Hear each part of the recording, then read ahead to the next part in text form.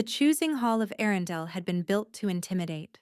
Veila felt its weight pressing down on her as she stood among the servants at the back of the cavernous chamber, her hands clasped tight to hide their trembling. Pillars of black granite rose toward a ceiling lost in shadow, and between them, 1,000 candles burned in iron sconces, casting restless light across the faces of the most powerful wolves in the realm. She should not have come. Servants were permitted to attend the Luna selection only to pour wine and carry platters. They were meant to be invisible, forgotten. And Veila had spent the past year perfecting the art of being forgotten. But tonight, something had pulled her from the safety of the kitchens, a whisper in her blood, a tugging behind her ribs that she could not name or ignore.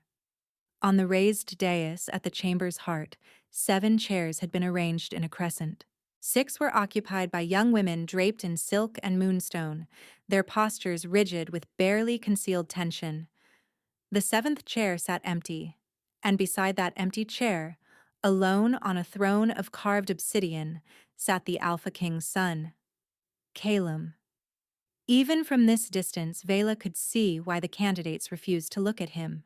It was not his appearance. He was striking in the way of all dominant wolves, broad-shouldered and sharp-featured, with dark hair that fell across a face built from shadows and angles. No, it was not how he looked. It was how he felt. The wrongness radiated from him in waves, a discordant hum that made Veila's wolf whimper and claw at the edges of her consciousness. That sensation of peering into an abyss, of standing at the edge of something broken and vast. Narissa of House Solvane, the ceremonial caller announced, "You may approach." The woman who rose was beautiful in the way of winter storms, pale hair cascading over shoulders draped in silver silk. She walked toward Caleum's throne with measured steps, her chin held high. But Veila saw her hands. They were shaking. Narissa stopped 3 feet from the empty chair. Protocol demanded she sit, that she place herself beside the prince and allow the bond testing to commence. Instead, she sank into a deep curtsy. "Forgive me, Your Highness. I am unwell this evening. I cannot fulfill my duty." Veila watched Caleum's face for any reaction. She found nothing. His silver eyes remained fixed on some middle distance, as if Narissa's rejection was simply weather, expected, unremarkable. One by one, the remaining candidates found their excuses. A sudden illness, a spiritual sign advising against the match. Each woman approached, curtsied, and retreated without ever taking the empty seat. High King Tiberan rose from his throne, his weathered face tight with fury. "Is there no woman in this realm with courage enough to sit beside my son?" Silence answered him. Veila's wolf stirred. "Go," it whispered. "Go to him." The thought was madness. She was an Omega, the lowest rank. Worse, she was a rejected Omega, cast aside by her intended mate before the entire Silverpine pack because her wolf was defective. She could not shift fully. She was broken. What could someone like her offer a prince? Go.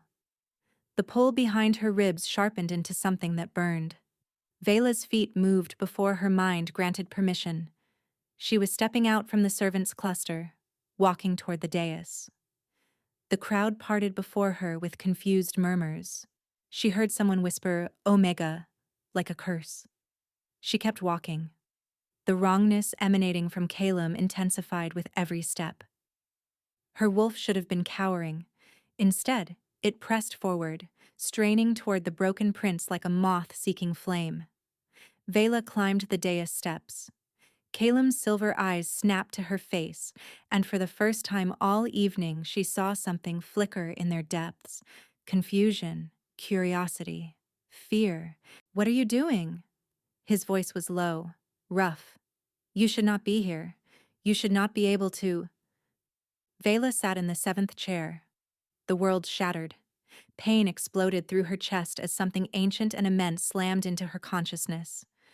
She heard herself cry out, heard Caleum's answering gasp, felt his hand close around her wrist with desperate strength. And then she felt him. Not the wrongness, not the abyss. She felt a soul that had been screaming in isolation for 23 years, a wolf caged behind walls of agony, a heart so starved for connection that her presence had cracked it wide open. Mate. The word thundered through their bond like a war drum. Mate. Mate. Mate. Golden light erupted from the place where his skin touched hers, blazing bright enough to blind. The crowd screamed. Somewhere, glass shattered. Veila looked into Caleum's eyes and saw them flooded with color. No longer empty silver, but burning amber, alive with an emotion so raw it stole her breath. You, he whispered. I can feel you. I can feel you. Impossible, someone was shouting. An Omega cannot bond with royal blood. Witchcraft, another voice snarled. She has enchanted him. Do not let go, Caleum breathed. Please, whatever happens, do not let. Hands seized her shoulders and ripped her backward. The bond screamed. Veila hit the stone floor hard enough to drive the air from her lungs. Guards surrounded her. Through their legs, she could see Caleum fighting to reach her, two massive wolves pinning him to his throne while he thrashed and snarled. Veila! He knew her name. She had never spoken it, but the bond had given it to him. Seize the witch, High King Tiberin commanded. She has violated the sacred rite with dark magic. Through the ringing in her ears, she heard Narissa's voice, smooth and satisfied. I saw her lurking near the ceremonial wine earlier, Your Majesty. Who knows what poison she may have slipped into the prince's cup? Lies. All lies. But the king's face had already hardened into judgment. Take her to the eastern cells. She will be executed at dawn. Father, no! Caleum's roar shook the hall. The wolves pinning him were thrown aside as something inside him unleashed, something vast and terrible and magnificent. For one heartbeat, Veila saw his wolf. Not broken, not wrong, immense. Then a blade hilt struck her temple, and darkness swallowed her whole. She woke to rough hands dragging her through a servant's corridor, her head pounding, her wrists bound. Two guards pulled her toward a door she recognized, the passage to the eastern tower, the cells, the execution block. A figure stepped from the shadows ahead. Release her. The figure moved faster than Veila's eyes could track. Two soft sounds like sighs, and both guards crumpled to the floor. Mira, the old healer who worked in the kitchens, stood over their unconscious bodies with a blade in her weathered hand. Foolish girl, Mira muttered, cutting Veila's bonds. I told you to stay hidden.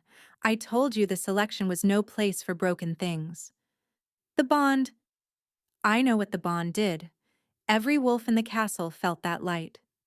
Mira gripped her arm. The Solvanes have been planning this for years. They will not let you live to challenge Narissa's claim. Caleum is being drugged as we speak. By morning, he will remember nothing of tonight. Nothing of you. The words hit Veila like a physical blow. No, the bond. A true mate. Bond cannot be erased. It can be suppressed, buried. And with you dead, there will be no one to awaken it again. Mira shoved a bundle into her arms. A cloak, a pouch of coins, dried provisions. The western gate. A cart leaves for the outer villages before midnight. You will be on it. I cannot leave him. Tears streamed down Veila's face. You did not feel what I felt. He has been alone his entire life. That wrongness everyone fears. It is not corruption. It is loneliness. His wolf has been screaming for a mate, and the sound of it drove everyone away. Mira's expression softened with something that might have been grief. Then survive, child. Survive, and find a way back to him. But you cannot save anyone from inside a grave. Veila pulled the cloak around her shoulders, her hand pressed to her chest where the bond still flickered like a wounded star. Will you tell him? If he remembers anything, will you tell him I did not choose to leave? I will tell him what I can. Mira pushed her toward the stairs. Now go. Veila ran, through winding corridors and moonlit courtyards, until she reached the western gate and the waiting cart. She climbed aboard without looking back.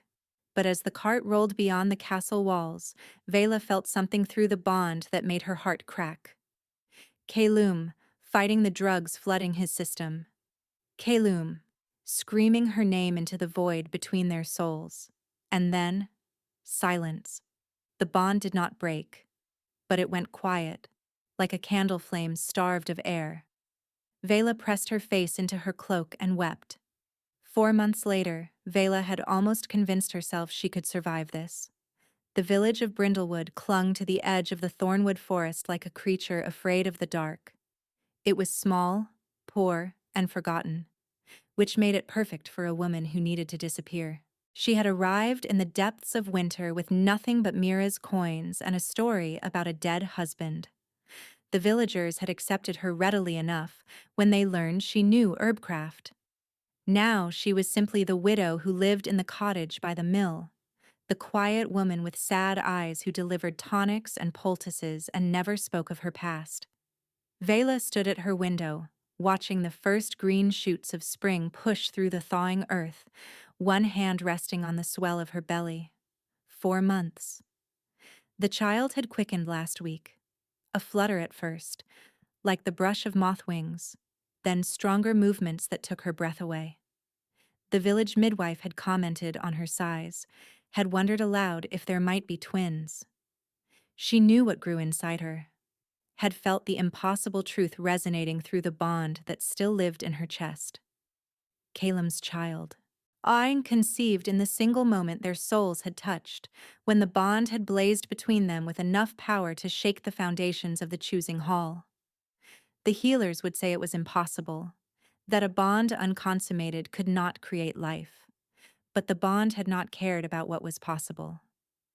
Veila traced circles on her stomach, feeling an answering movement beneath her palm. "Your father does not know you exist," she murmured. "He may not even remember that I exist, but I will keep you safe. I swear it." The bond flickered. She froze. 4 months of silence, 4 months of that terrible, airless quiet that told her Caleum was lost somewhere beyond her reach. But tonight, something stirred. A pulse, faint as a heartbeat heard through water. Then another. Veila's hand flew to her chest. "Caleum?" Nothing answered. But the bond remained awake, trembling with an awareness it had not held since the night she fled. He was still in there, still fighting. The mark on her inner wrist, the place where his hand had gripped her during the bond's awakening, had never faded. It should have. Incomplete bonds were supposed to dissolve within weeks. Instead, the mark had darkened, deepened. Some mornings, she woke to find it warm, as if his fingers had just released her. Something was wrong with the suppression, or something was right. The bond pulsed again, stronger this time, and somewhere, impossibly far away, she could have sworn she felt Caleum calling her name. The news arrived with the spring traders. Veila was kneeling in her small garden when she heard the commotion in the village square. Shouts and gasps, and the kind of urgent chatter that meant something significant had happened. A crowd had gathered around a trader's wagon. The man atop it was speaking in breathless tones. "Seen it with my own eyes, I swear it. The prince has gone feral." Veila's blood turned to ice. "Feral?" someone asked. "The Alpha King's son?" "Aye, the cursed one. They say he broke free of whatever was holding him 2 weeks past, tore through the castle like a demon, injured a dozen guards and nearly killed his own father. Now he stalks the kingdom in wolf form and no one can bring him back. They say he is searching for something. Someone. But no one knows who." The bond in Veila's chest roared to life.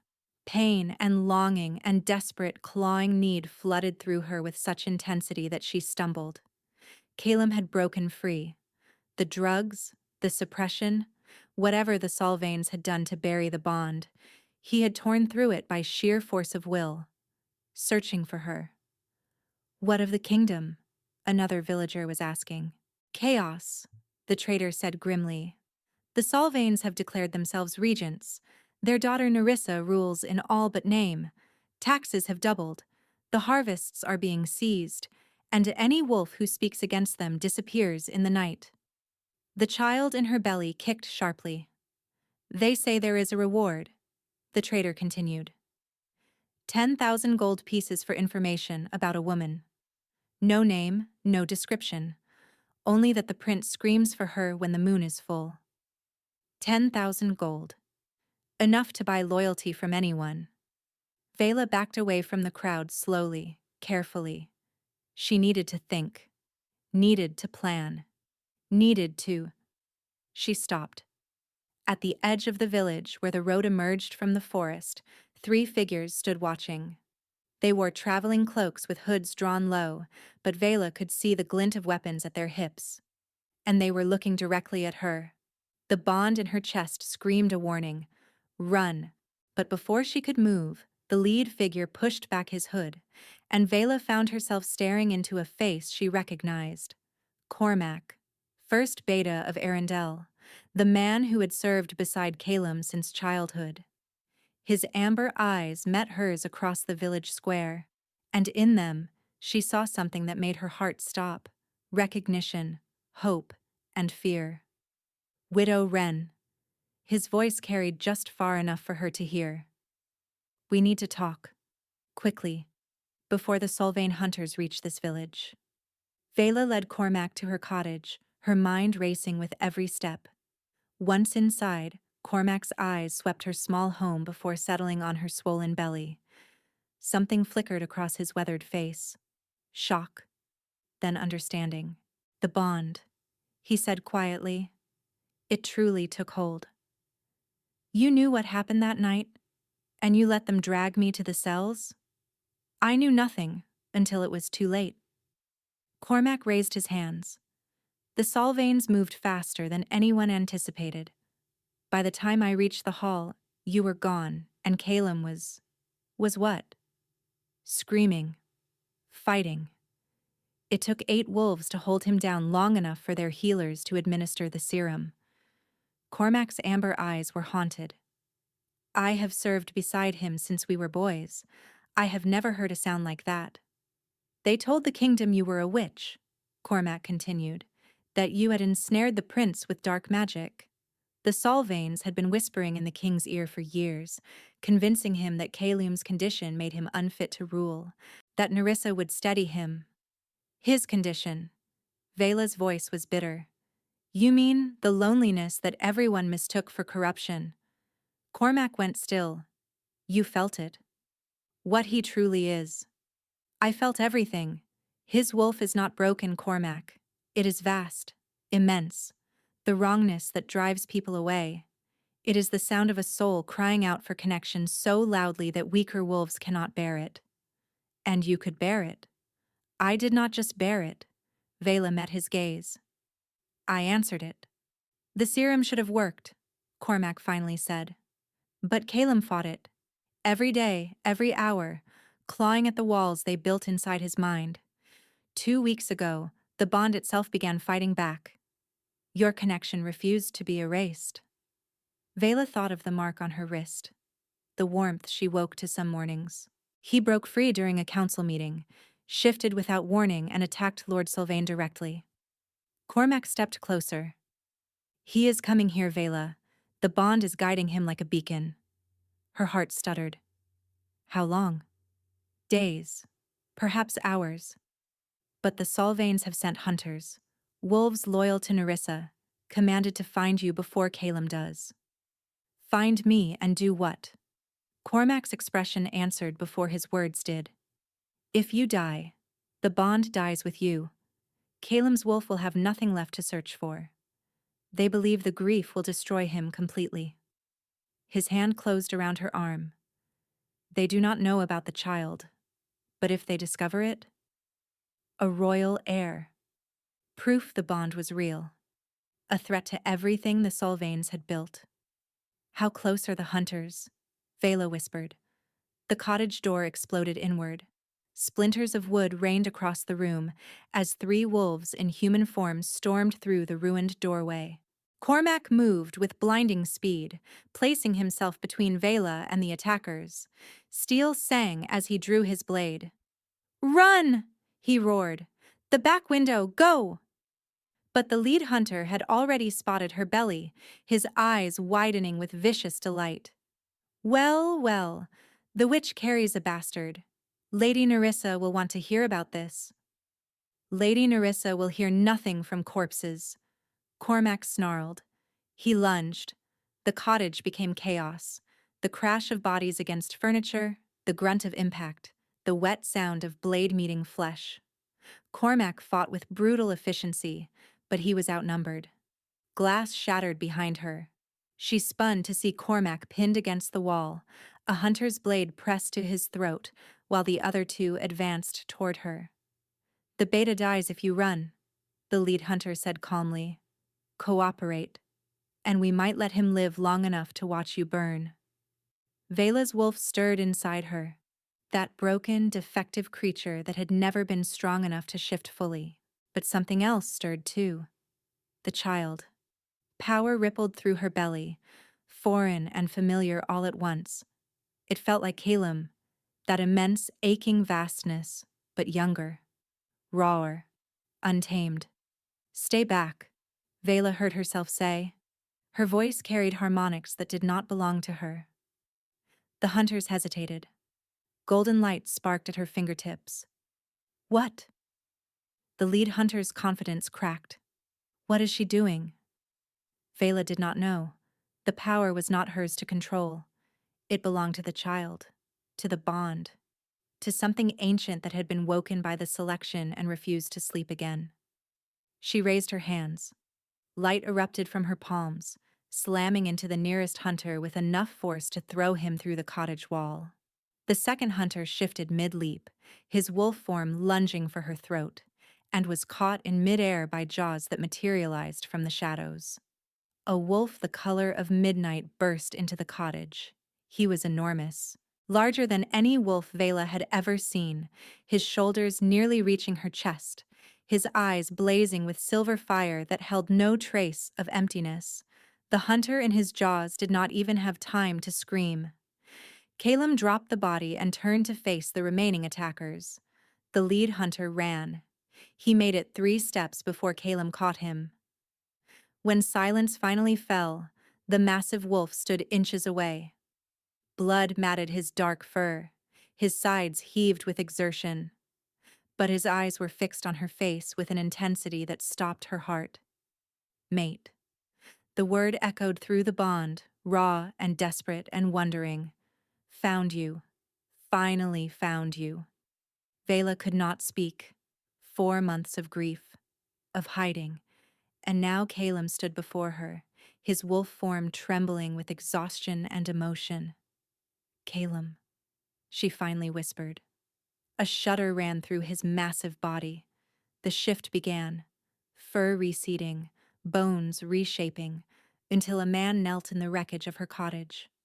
He was thinner than she remembered. Scars she did not recognize marked his arms and chest, evidence of the battles he had fought to reach her. But he was here. "I thought I dreamed you." His voice cracked. "They told me you were not real, that my broken mind had invented a mate to ease its suffering." His hand reached toward her face, stopping inches from her cheek. "But I remembered your eyes. I remembered." His gaze dropped to her belly. He went utterly still. "Veila." Her name was a prayer on his lips. "Is that... are you..." She took his hovering hand and pressed it to the swell where his child grew. The baby kicked. A sound escaped Caleum, half laugh, half sob. He fell forward, his forehead pressing against her stomach, his shoulders shaking.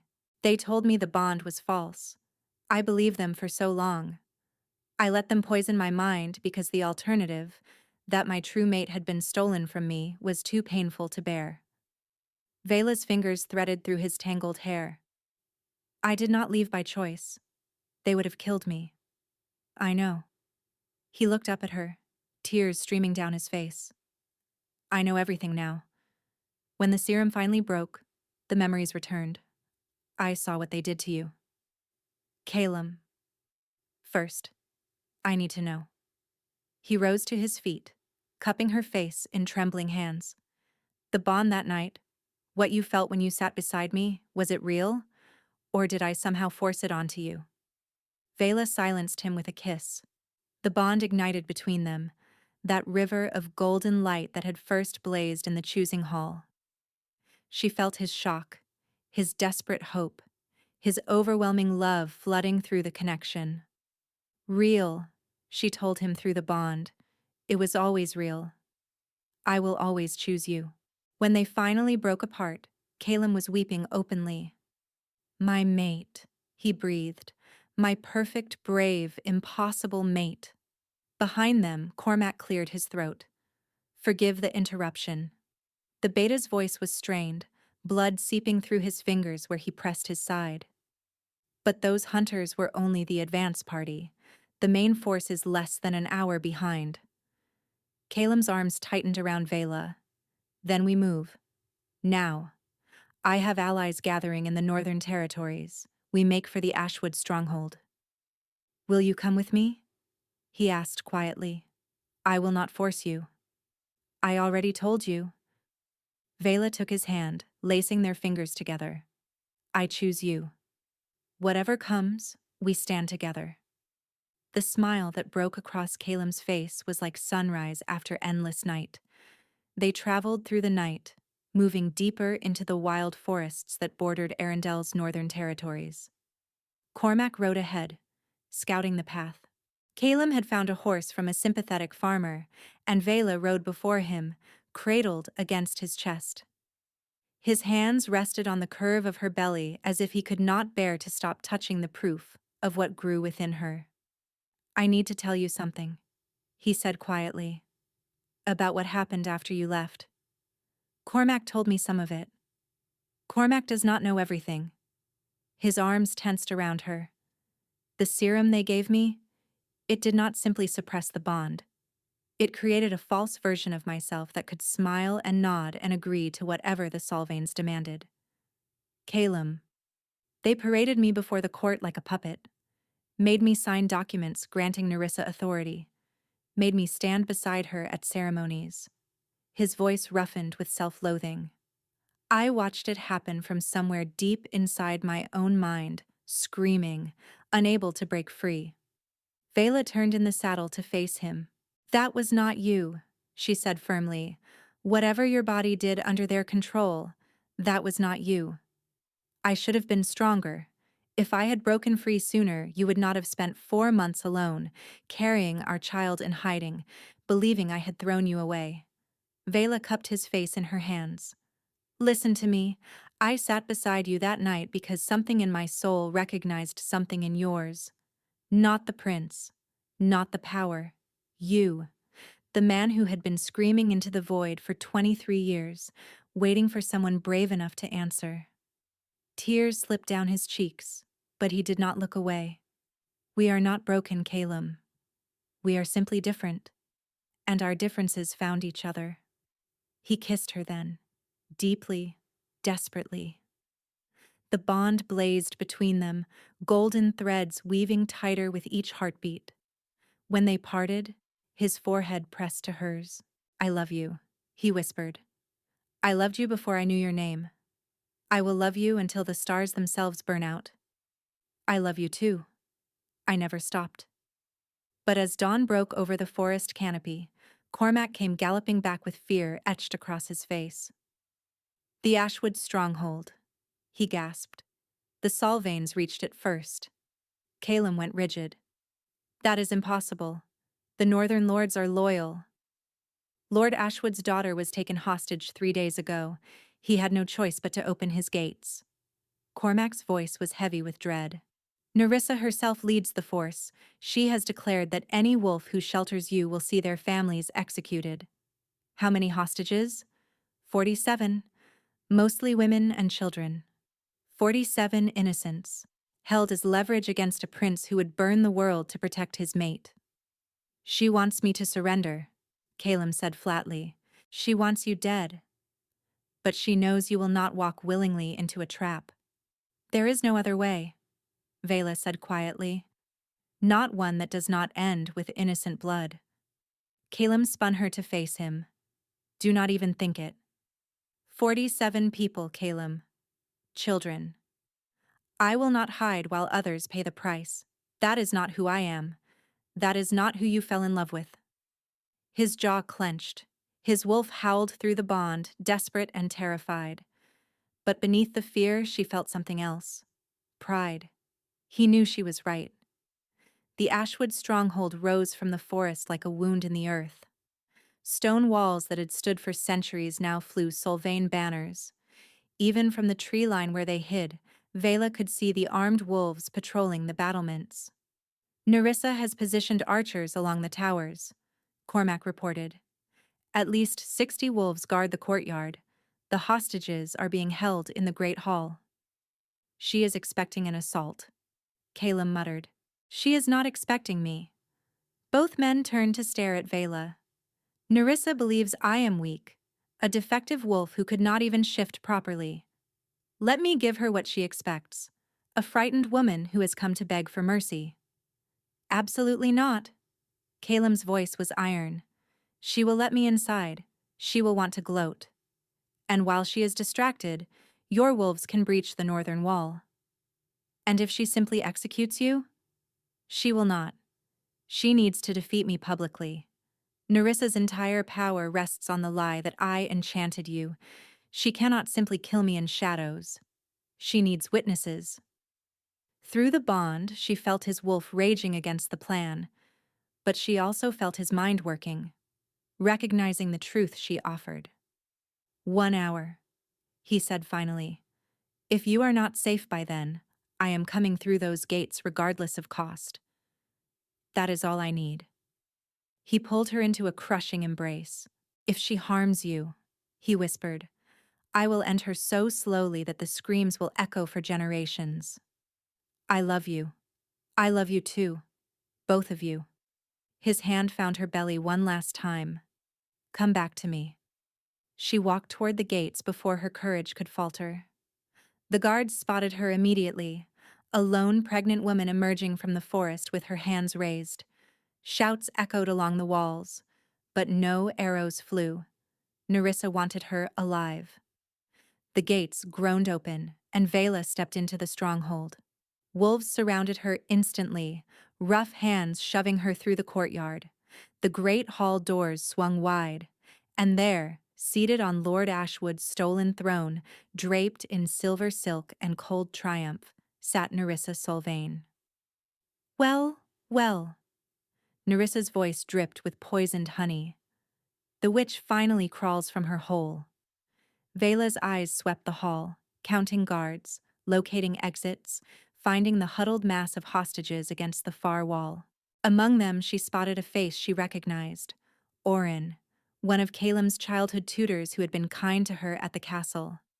He had been captured then, brought here as leverage. Their eyes met for a single heartbeat. Trust me, Veila tried to convey. Help is coming. Narissa rose from the throne. I must admit I am impressed you survived this long. A broken omega, heavy with a bastard child. She stopped inches from Veila's face. Tell me, did you actually believe Caleum would come for you? He came. Fear flickered in Narissa's pale eyes, quickly smothered. And yet you are here alone. Which means he sent you as a sacrifice. I came by choice. Because you are too stupid to understand that you have already lost. The kingdom believes Caleum is feral, beyond saving. His father has signed documents naming me regent. Her smile sharpened. A cure that will never come, of course, not once you and that abomination in your belly are dead. Her hand shot out, gripping Veila's jaw with bruising force. But first, you will confess. Before all these witnesses, you will admit that you used dark magic to seduce the prince. Then I will execute you as the traitor you are. No?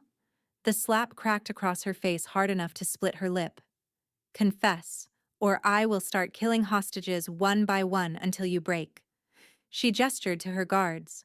2 wolves dragged Orin forward. Let us begin with the old tutor. Narissa drew a silver dagger from her belt. I wonder how long he will scream. Veila's heart stopped. Caleum, she called through the bond. Now. It has to be now. But even as she reached for him, she felt something else stirring. The child. The power that had erupted in her cottage. Raw and vast and ancient. It was building again. And this time, it would not be contained. Wait. Veila's voice rang through the hall with harmonics that did not belong to her. Narissa paused, the dagger inches from Orin's throat. Confusion crossed her expression, then unease. What trick is this? No trick. Veila stepped forward, and the guards who moved to stop her stumbled backward. You wanted a confession, Narissa. I will give you truth instead. Warmth spread through her hands, building toward brilliance. The bond between Caleum and me is not dark magic, Veila continued.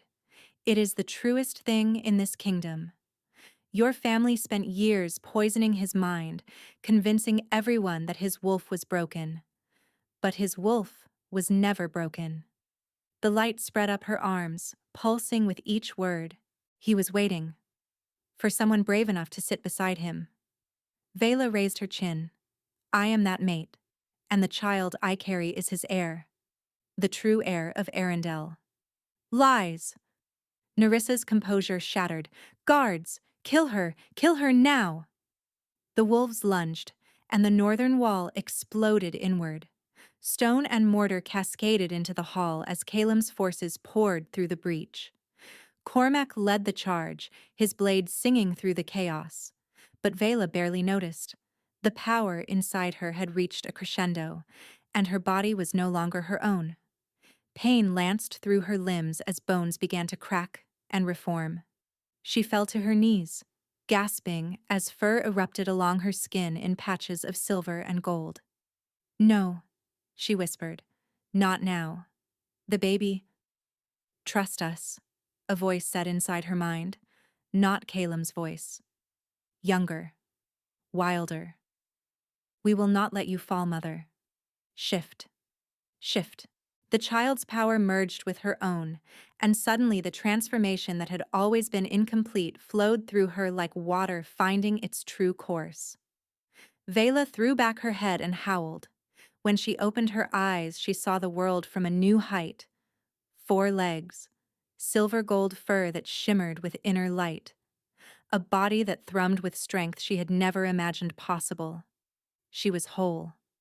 Across the hall, Narissa stared in horror. Impossible. You were defective. You could not. Veila's wolf lunged, her jaws closed around Narissa's wrist, forcing her to drop the dagger. The taste of Solvain blood filled her mouth. Narissa screamed and shifted. Her wolf was large, trained for combat. But it was nothing compared to what Veila had become. They clashed in the center of the hall. Narissa fought with desperate fury, but Veila fought with something stronger. 4 months of hiding. 4 months of protecting her child alone, while this woman tried to destroy everything she loved. Veila's jaws found Narissa's throat. She could end it. 1 bite, and the woman who had caused so much suffering would be gone. Do it, her wolf urged. Justice. Vengeance. End her. But through the chaos, she felt the child, warm and steady, in her belly, somehow untouched by the transformation. Mercy, the young voice whispered. Not for her. For yourself. For who you want to be. Veila released Narissa's throat.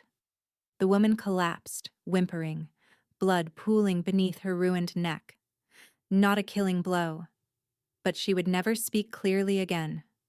Never command wolves with that honeyed, poisonous voice, a fitting punishment for a woman who had built her power on lies. Through the chaos, A massive black wolf shouldered toward her. Caleum.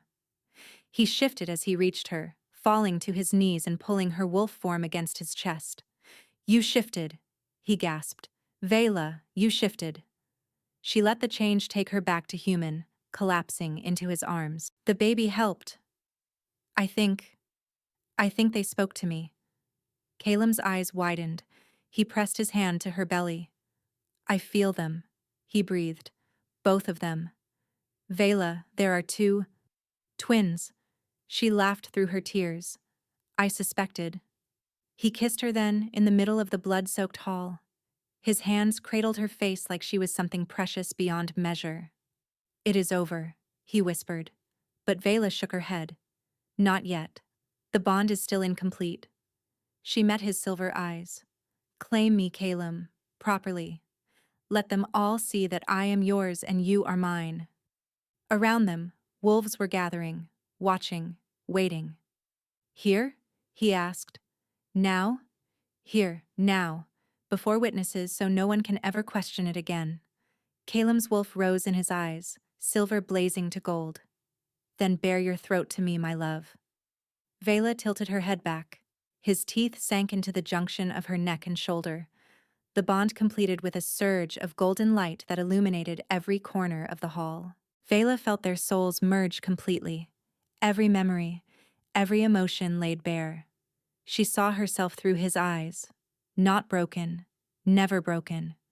Beautiful and fierce and his. And he saw himself through hers. Not cursed, not wrong. A wolf whose soul had simply been too vast for anyone but her to hold. When he released her, a perfect mark remained on her skin. Veila reached up and pulled his mouth to her throat once more. Now me, she said. I claim you too. Her teeth found his flesh, and the bond sang. In the weeks that followed, Arundel transformed. Lord Solvane was executed for high treason, his confession extracted after evidence of the selection night drugging was discovered in Narissa's private chambers. The remaining Solvanes were stripped of titles and lands, scattered to the winds as packless wolves, the worst fate their kind could imagine. Narissa herself was confined to a remote tower, her ruined throat a permanent reminder of her crimes. Some called for her death, but Caleum had deferred to Veila's judgment. Let her live, Veila had said. Let her spend decades watching the kingdom thrive under the wolves she tried to destroy. Let her hear the howls of celebration every time our children reach a milestone she tried to prevent. That is a crueler punishment than any blade. High King Tiberin, confronted with undeniable proof of the Solvane's treachery, had prostrated himself before his son and begged forgiveness. The old king had wept as he confessed his blindness, his willingness to believe lies about his own son rather than confront the truth of Caleum's loneliness. Caleum had granted forgiveness, not for his father's sake, but because the kingdom needed stability, and because Veila had whispered through their bond that holding on to hatred would only poison their future. The old king formally recognized Veila as crown princess and true Luna of Arundel. The announcement had been met with cheers that shook the castle walls. Now summer had painted the palace gardens in shades of green and gold, and Veila stood at the window of the royal chambers, one hand pressed to her enormous belly. The kingdom that had once whispered witch when she passed now called her name with reverence and hope. They are restless tonight, she murmured, arms wrapped around her from behind. They know their time is near. Caleum pressed a kiss to her hair. The healers say any day now. Are you frightened? Terrified. He laughed softly. I have faced assassins and traitors and my own feral wolf. None of it compares to the fear of becoming a father. Veila turned in his arms. You will be wonderful. You cannot know that. I know you. She cupped his face. That man will be an extraordinary father. A sharp pain lanced through her belly. She gasped, gripping Caleum's arms as a second wave followed. The babies. They are coming. The next hours blurred into pain and pressure, and Caleum's hand gripping hers. The healers had wanted him to wait outside. I will not leave her, he had snarled, and no one had dared argue. When the first cry split the air, high and strong and impossibly beautiful, they both wept. A boy? The healer announced. Dark hair, silver eyes that would later turn to amber. The second came minutes later. A girl, smaller than her brother, but her cry was fiercer. Her eyes held flecks of gold amid the silver. Caleum gathered all three of them into his arms and buried his face in Veila's hair. Thank you, he breathed. For sitting beside me, for choosing me when no one else would, for giving me a family I never dared dream I could have. I would choose you again, she whispered. In every life, in every world, I would always find my way to that empty chair. The coronation took place on the autumn equinox, when the light and dark held perfect balance, a fitting symbol for a king and queen who had found harmony through chaos. Veila stood beside Caleum on the great dais of the choosing hall. The same hall where their bond had first ignited, where she had walked toward the wolf everyone feared and changed both their destinies forever. The pillars of black granite still rose toward shadows, but now they were draped in banners of silver and gold. The candles still burned in iron sconces, but their light felt warm rather than menacing. The high priestess lowered twin crowns onto their heads, matching circlets of woven silver set with moonstones that caught the light like captured stars. By the blessing of the moon and the witness of the pack, I crown you Caleum, Alpha King of Arendelle, and Veila, Luna Queen. May your bond light the way for generations to come. Cheers erupted, not the polite applause of nobles performing obligation, but the full-throated roar of wolves who had witnessed miracles and believed in love again. And in the front row, held in the arms of their nursemaids, two infants watched with wide, knowing eyes. They had been born under a summer moon, and already the kingdom whispered that they carried the ancient magic of a true mate bond in their blood. Aldrich and Sarah, the twin heirs of Arendelle, the children who had spoken to their mother from the womb and helped her become whole. Caleum took Veila's hand and raised it high. Today marks the beginning of a new age, he announced, his voice carrying to every corner of the hall. An age built not on fear and manipulation, but on the sacred truth of the mate bond. My Luna was rejected by those who could not see her worth. I was shunned by those who could not understand my wolf. Together, we found each other. He turned to face her, and his silver eyes blazed with love. Let it be known throughout the realm, there is no wolf too broken to be worthy. There is no soul too wounded to find its match. The bond does not care about bloodlines or status. It sees only truth. Veila stepped forward to address the crowd. I was an Omega, she said. The lowest rank, the weakest wolf. I was told I was defective because I could not shift. I was rejected by a mate who saw only my flaws.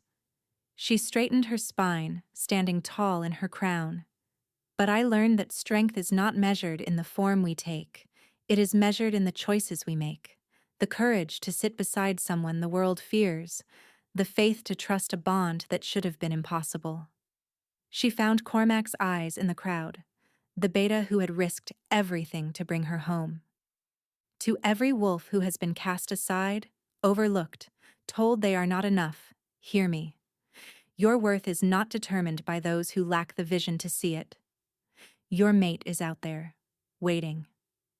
And when you find them, you will understand that every wound, every rejection, every moment of pain was simply the path leading you home. The hall erupted. Not just cheers this time, but howls. Dozens of wolves lifting their voices in a chorus of celebration and hope, a sound that echoed off the ancient stones and carried out into the night. Caleum pulled her close and kissed her before the entire kingdom. Through the bond, she felt his joy, his pride, his infinite, boundless love. We did it, he whispered into her mind. We did, she agreed. Together. always together. That night, after the feasting and the dancing and the endless well-wishes, Veila stood on the balcony of the royal chambers with her children in her arms. The moon hung full and silver above the kingdom that was now hers to protect. Caleum joined her, wrapping his arms around all three of them. "What are you thinking?" he asked. "I am thinking about empty chairs, about the courage it takes to fill them, about a broken Omega who walked toward the wolf everyone feared and found the love of her life waiting." "I would have waited forever," he murmured. "My soul knew you were coming. And mine knew you were calling." Below them, the wolves of Arendelle lifted their voices in a midnight howl, a song of joy, of unity, of a kingdom reborn. And in the arms of their parents, two tiny wolves stirred in their sleep, dreaming of the adventures yet to come. The story of the broken Omega and the cursed prince had reached its happy ending. But for their children, for their kingdom, for all the wolves who had learned that love conquers even the deepest wounds. The story was only beginning. Thank you so much for listening. I hope you enjoyed this story.